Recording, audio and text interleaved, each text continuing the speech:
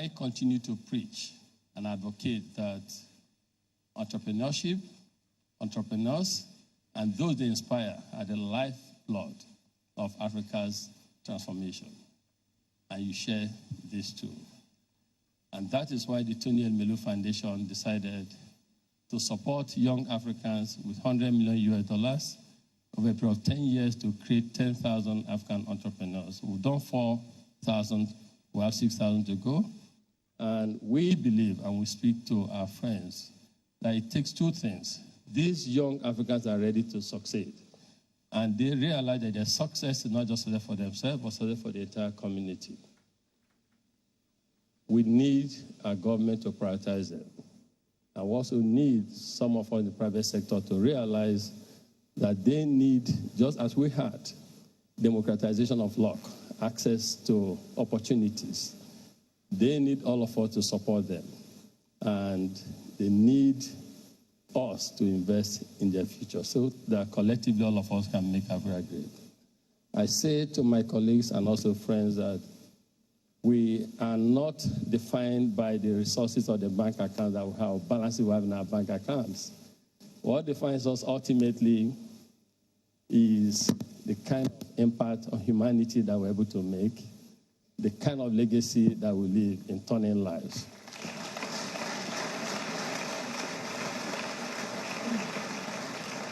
So I'm happy that you're here.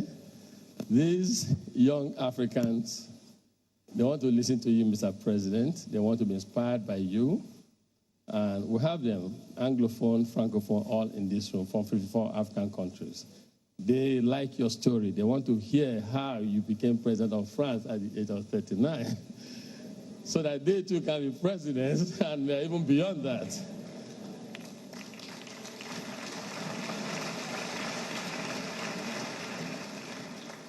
Mr. President, I believe strongly, and not just me, many people, you have spoken to Africans with a new voice. We identify with that new voice, we like that new voice. Today, I believe that this forum will be interactive and provide a unique opportunity for us to achieve a few things. One, it will be nice for our political leaders here in Africa to understand the potent power, the importance of people we have in this room and those who are not even in this room, because our demographic structure, we have over 60% of our people who are under the age of 30. And two, we also like France and the rest of the world to know that in Africa, 21st century, there's a lot more about Africa than Africa that they used to know. We have new narratives on Africa. Hopefully you hear it today and beyond. And also, Africa is now a home of opportunities. We want the world to see us as a continent of opportunity. So, Mr. President, we like your voice, we like your tone. I welcome you to Nigeria and to Africa. Thank you.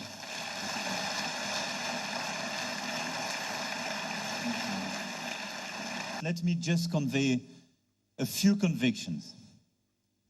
The very first one is about Africa. You just told it, Tony. Things are changing. And Africa has some new leaders arriving, decided to totally change and reframe the whole continent. But Africa is young. Young.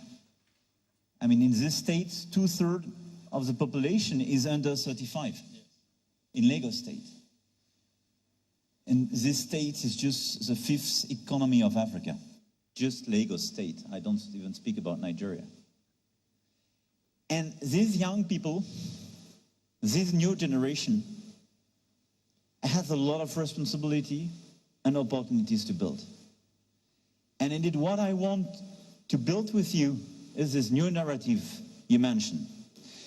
I mean, it's obviously to work from a political point of view on all these security and defense issues, which are absolutely critical to Africa.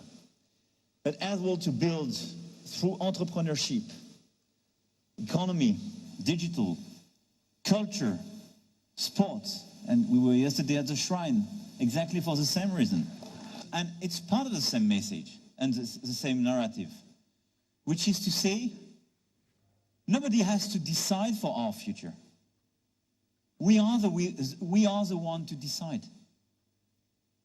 Nobody has to lecture us, but which means that we have to take our responsibility. Think about the legacy, the sustainability of our deeds, and how we share, how we develop our countries. And we can revert on that, obviously, during the discussion. But this new narrative is just to say Africa is the one to decide for Africa, to explain about Africa, and to create its own model of entrepreneurship, but its own culture, and to explain it to the rest of the world. And not just to be part of a globalization whose adjustments were always made despite of people in a certain way. So this new narrative is to be built now. And I do believe it's your responsibility. And I do believe it's good for Africa and it's good for France. Because if Africa doesn't succeed, France and Europe will never succeed on the long run.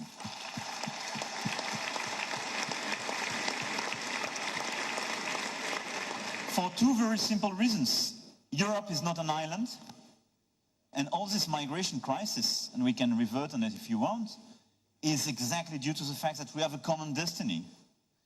And second, because we have a very important African diaspora in France, in the rest of Europe, and they cannot live and develop themselves and succeed in France or in Europe if in their country people don't succeed. That's this new narrative, and it was my first message. The second one is that entrepreneurship and innovation is part of the answer. It's part of the answer because that's the best way to access to responsibility and to change everything when you are young and you want to do it. Innovation is just about change. Smart people, when they are in charge, are obsessed by innovation because they want to reinvent themselves. But new people, young people, should be obsessed by innovation because this is the way to access. This is the only way when you're not a player, not an insider, to enter into the game and to succeed.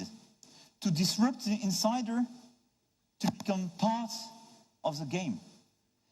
Innovation is just about how to invent or reinvent something which can succeed, make your life better and the life of your family and people around you better. And I mean, there is no cap for innovation, except the one you have in your mind. There is no cap. Innovation is just precisely all about how to create and at the same time to destroy past activities when it doesn't make sense. But how to create new things, new perspectives, and provide new opportunity to young people. I mean, if I'm here today, it's just because I wanted to change a lot of things, and I decided to innovate and take my risk in political life. I never asked for the permission to do so.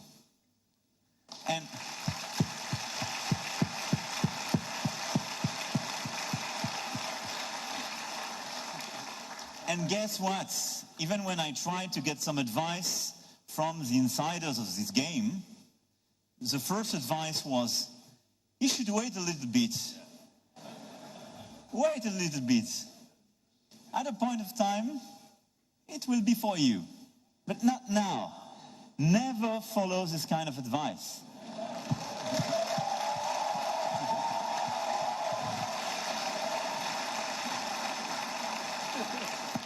So, if you want to do it, if you want to change this world, if you want to change your country, if you believe in your innovation, in your project, just make it feasible, just create, just dare, and just do it right now.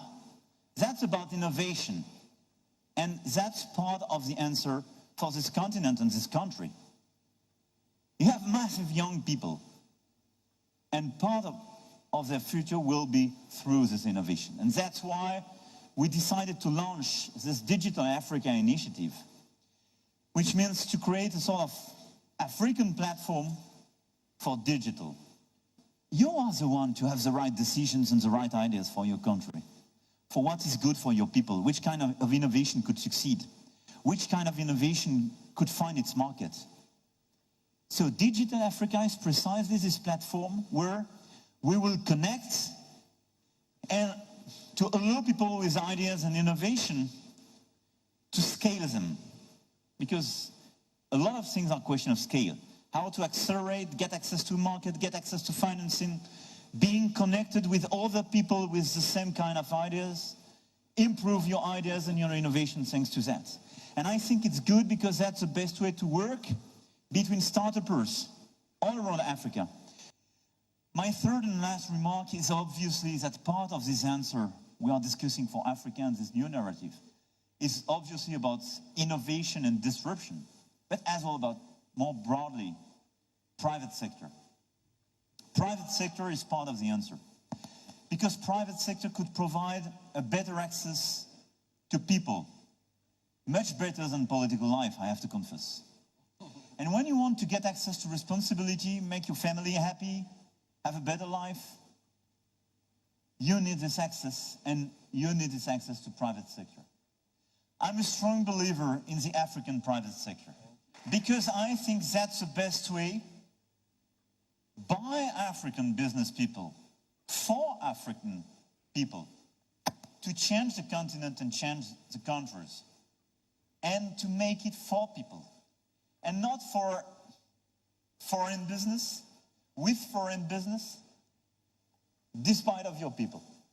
Even if a few people can make their profits with the classical players. I think the unique way to succeed is to have a strong private sector on the ground, being developed here, because this is the only way to have an inclusive growth, which means to have an actual growth, a sustainable growth on the ground, to build middle classes in the different countries.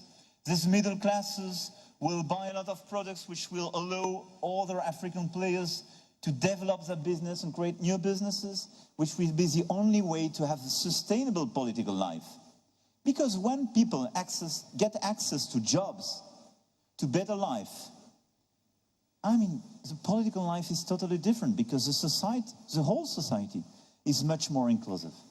And it's part of this African success. That's why we launched another initiative for African private sector, which is the fact that we decided to invest 1 billion euro, which means 500 billion naira under your control, in the African private sector through the French Development Agency.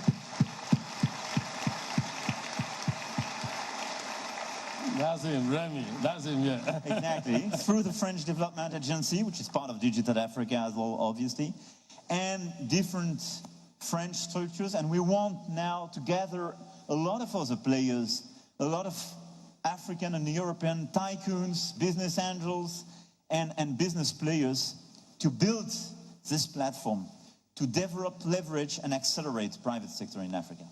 That's it. I don't want to be longer. I will answer all your questions, but that's the three messages I wanted to convey for you today. I believe in this new narrative, in innovation, and in the private sector. Thank you, Tony.